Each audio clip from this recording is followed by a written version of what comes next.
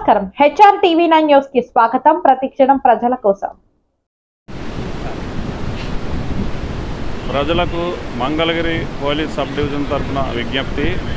ప్రకాశం barrage pillar 60 number గల పిల్లర్ని పైనుండి ఒక పెద్ద బోటు కొట్టుకుంటూ వచ్చి ఈ పిల్లర్ని కొట్టడం వలన ఆ పిల్లరు చిన్న డ్యామేజ్ అయింది.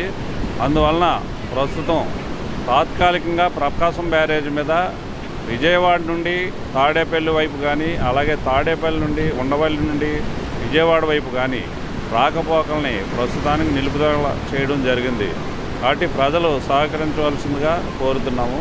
ఈ ప్రకాశం బ్యారేజ్ని 24 గంటల పాటు రాకపోకలు ఉండవు కాబట్టి గమనించవలసిందిగా పోలీసు వారి విజ్ఞప్తి. Thank you.